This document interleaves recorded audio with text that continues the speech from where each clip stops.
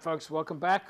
Before the break, we were, of course, with Jerome Parvater. We were talking through Super League A and B. But joining us now in studio, Alistair Tace. Alistair, nice to have you back, man.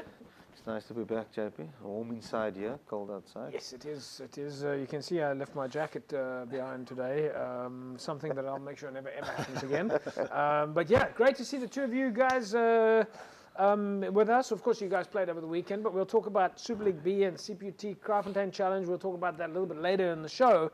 Alistair, your take though, before we went into the break, we were just taking a look at some of the results in Super League B, and we haven't looked at the log yet, but your take on Super League B at the moment, yeah, close. Look, we spoke last week about some derby matches, Collegians, Vineyards. Yeah, I think it's truly the league of death because it's so close.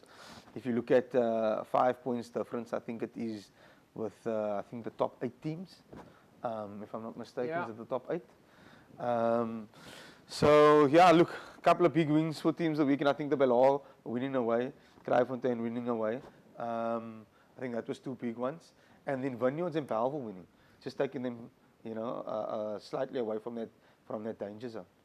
But it's a little bit more, because I mean, we spoke about the sort of a similar picture now to Super League A. If you look at those bottom 3 and then call it the bottom 6 or so, things can still move, but the bottom 2 are going to maybe be a little bit concerned.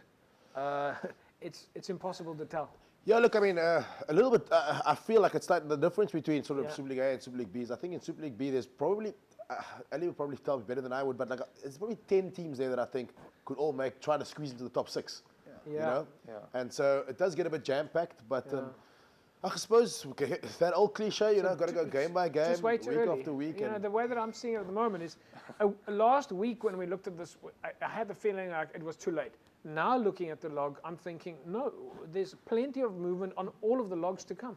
There's enough movement. I mean, a team like Hamlet Samadias, Collegians, has games in hand on the top 4 teams. Yeah.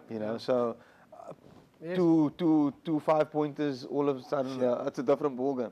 And the margin of competitiveness, it's tight within this league. Well, I think we're going to start now getting down to the point where we're looking at team versus team, and your opposition. I know you guys spoke about this in the beginning of the season, but I felt honestly in the beginning of the season it was too early to tell. Now you can start talking about targeting teams. Or I don't know, is that still the case? Because is it always a question of targeting teams? I don't know, Morgs. Look, I suppose, for us, it's not really targeting teams. For us, it's really just, because I'm new also, James. You talk about cycles, I'm going to bring you back to that. But because I'm new, for me, it's more just a case of just get our processes in place. Just play good rugby, irrespective of the opposition. If you try to analyze who they are, where they are on the log, and et cetera, then you get so carried away with where you are on the log, what points you need, and you forget about just focusing on your own game, play well, play within what you feel your potential is, and the results will look after themselves. All right, Eddie, you want to jump on that? that? I agree with Morgan. Focus on yourself, especially in this league. You need to focus on yourself, make sure your system is I must say, I love the way that you guys have just expressed that, and it is actually the type of thing that a true high-performance athlete would say, is focus on your own game. The lower you go, the more you're worried about sideshows and things didn't go my way and the negative. But in fact, the true high-performance athlete is focused on making sure that the training is implemented. Correct. That's where we're at. So you guys I love that. All right, but let's take a look here. Durbel and St George's, guys. We'll come back to 2 high-performance athletes that I've got in studio with me in a sec.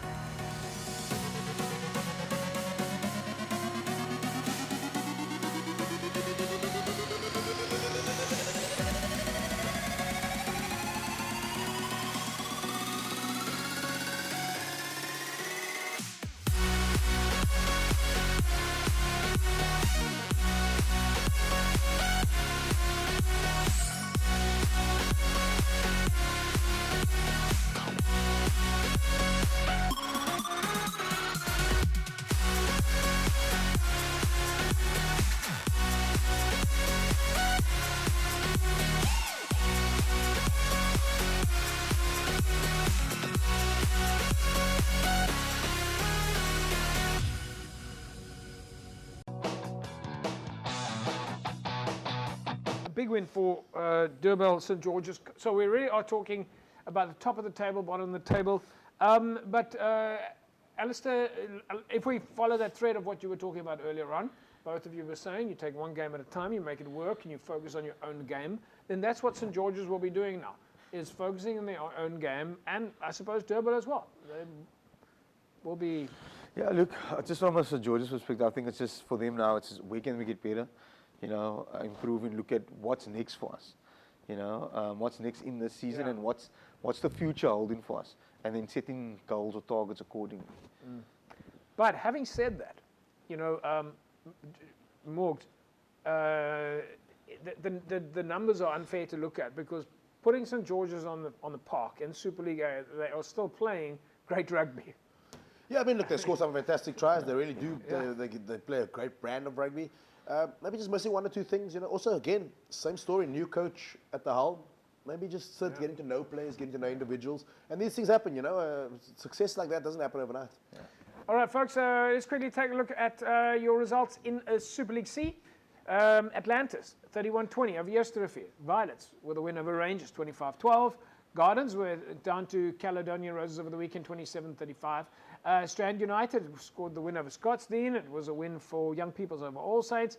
And then Busy Bees in what we referred to as a bit of a derby, 35-29 over Delft. We're going to come back after the break, and we'll take a look at some of the more of the logs results and the fixtures, including Van der Stel against Marties, and we'll finish it off today with CPUT against Kraaifontein. Back in a sec, don't go away.